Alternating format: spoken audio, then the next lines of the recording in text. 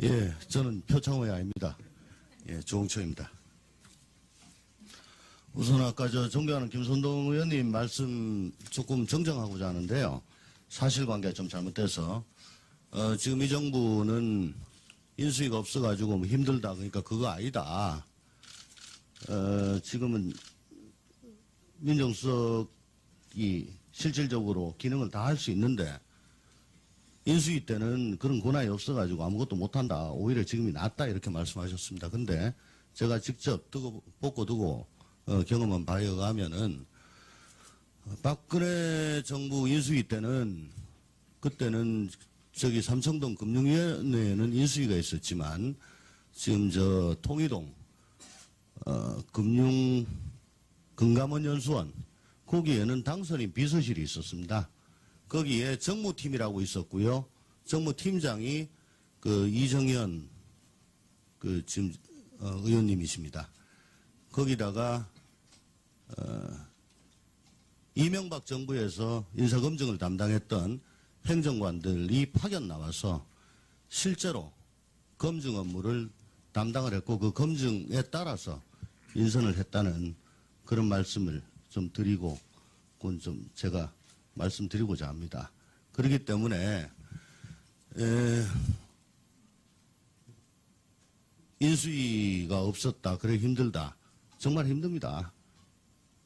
왜냐하면 박근혜 정부 때는 같은 정당에서 대통령이 대수를 달리하면서 그렇게 됐죠.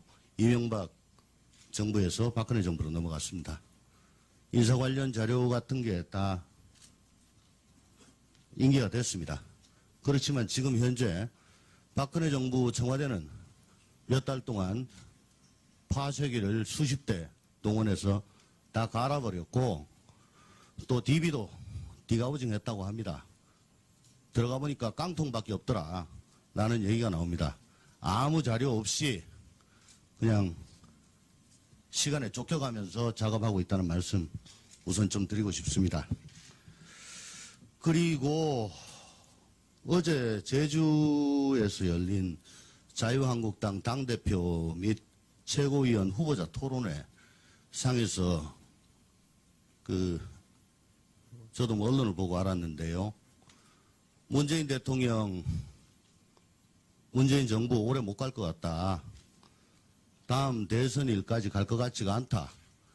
다음엔 꼭 정권 찾아오겠다. 예, 정권 찾아오신 건 좋은데 이제 출범한 지 한 달 좀 지났습니다. 근데 벌써부터 이건 임기를 채우지 못하고 무슨 외부적 요인에 의해 가지고 중도에 하차할 것 같은 그런 말씀을 하셨다. 참으로 놀라지 않을 수가 없습니다. 문재인 정부가 됐건 그 어떤 정부가 됐건 대한민국 국민들은 현 정부가 성공한 정부로 남기를 그렇게 역사에 기록되기를 원할 겁니다. 왜냐하면 그래야지만이 대한민국이 발전하고 국민이 행복하기 때문이다. 여도 야도 대한민국이 발전하고 국민이 행복하는 것에서는 똑같다고 봅니다.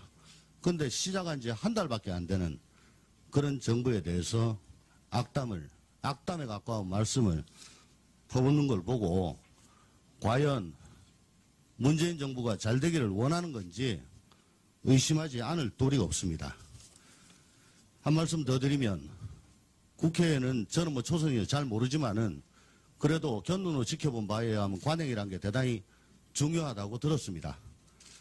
그동안에 민주화된 이후에 운영위는 집권 여당에서 위원장을 담당하는 것이 확립된 관행이라고 저는 알고 있습니다.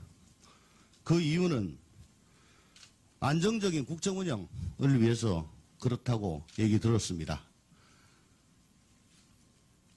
제1당이 문제가 아니고 여당이냐 아니냐에 따라서 위원장이 결정되었다고 얘기를 들었습니다. 실제로 13대 국회 이후 민주화가 된 13대 국회 이후에 운영위원장 전부 다 집권 여당이었다고 알고 있습니다. 물론 중간에 정권 교체기 혹은 전반기 후반기 고 남은 한 두세 달 동안, 그때는 뭐 바꿀 실익이 없기 때문에 그냥 두세 달 정도 간 적은 있습니다만은 지금은 1년 이상 한참 남아있는 상황입니다. 안정적인 국정 운영을 위해서는 우리 운영위가 정상적으로 운영이 돼야 되겠고, 그를 위해서는 국회의 관행에 따라야 될 것 아닌가라고 생각합니다. 실제로 20대 전반기 원구성 당시에 새누리당에서는 책임 있는 여당으로서 국회 운영위와 운영위를 여당이 맡아야 된다, 강력하게 주장을 하셨습니다. 그때 제1당은 우리 더불어민주당이었음에도 불구하고 그래서 거기에 동의를 했습니다. 정진석 원내대표, 김도읍 원내수석 부대표 전부 다 그렇게 말씀하셨고, 우리 더불어민주당에서도 제1당임에도 불구하고 국회 관행을 중시해서 양보를 한 걸로 알고 있습니다. 이제 1년 이상 지금 남아있는 상황에서 문재인 정부의 성공과 안정적인 국정 운영, 그리고 우리 운영위의 원활한 진행을 위해서 위원장님께서 한번 마음 열고 허심탄회하게 생각을 해주시기를 부탁드립니다. 이상입니다. 네, 수고하셨습니다. 송석준 의원.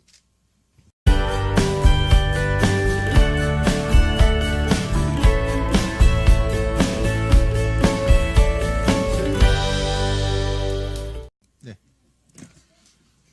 예, 저는 표창호야 아닙니다. 예, 조홍철입니다. 우선 아까 존경하는 김선동 의원님 말씀 조금 정정하고자 하는데요. 사실관계가 좀 잘못돼서 지금 이 정부는 인수위가 없어가지고 뭐 힘들다, 그러니까 그거 아니다.